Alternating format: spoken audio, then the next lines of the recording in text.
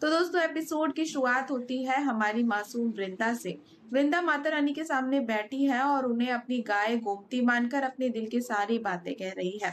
और वृंदा की ये मासूमियत देखकर किसी को भी उस पर प्यार आ जाए। वृंदा माता रानी से कहती है कि कैसे बा का एक्सीडेंट होते होते बचा और एक भले इंसान ने उसकी जान बचा ली। वृंदा उस अनजान लड़के और बा की सलामती की दुआ मांगती है, लेकिन बेचारी वृंदा को कहाँ पता था कि जब वो घर पहुंचेगी तो माधवी उसका क्या हास्य करने वाली है। दूसरी तरफ संजय के घर में भी बहुत ही प्यारा सा नजारा देखने को मिलता है। सरिता जी की तबीयत खराब है और उन्हें चक्कर आ रहे हैं, लेकिन संजय और स्वाति उनका पूरा ख्याल रख रहे हैं। और यहाँ स्वाति एक ऐसी बात कहती है जो हर सास सुनना चाहती है। जब संजय कहता है कि इसे बहू बनकर आने दो, फिर ये तुम्हें ठीक कर देगी, तो स्वाति तुरंत टोकते हुए कहती है, मैं बहू बनकर नहीं बल्कि बेटी बनकर आ रही हूँ। स्वाति और सरिता की इस माँ बेटी वाली बॉन्डिंग को देखकर संजय भी मजाक में कह देता है कि दोनों मेरे खिलाफ गैंग बना रही है। लेकिन दोस्तों इस हसीन पल को किसी की बुरी नजर लग जाती है। जी हाँ, दरवाजे पर खड़ी कविता बुआ।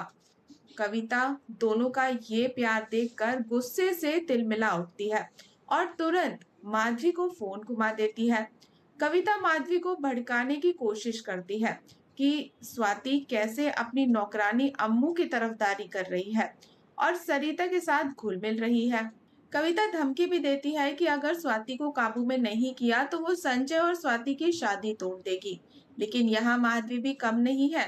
माधवी कविता को दो टूक जवाब देती है, मेरी बेटी हीरा है हीरा, अगर तुम्हें शादी कैंसिल करनी है तो मैं ही कर देती हूँ।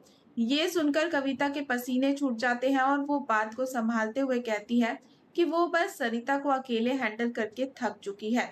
तो दोस्तों माधवी भले ही अपनी बेटी के लिए अच्छी हो, लेकिन वृंदा के लिए वो किसी विलेन से कम नहीं है।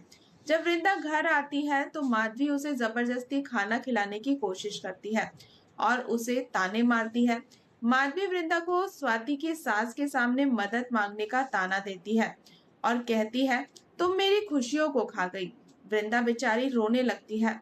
मोहन जी वृंदा का बचाव करते हैं, लेकिन माधवी किसी की नहीं सुनती। बेचारी वृंदा की आंखों के आंसू रुकने का नाम ही नहीं लेते।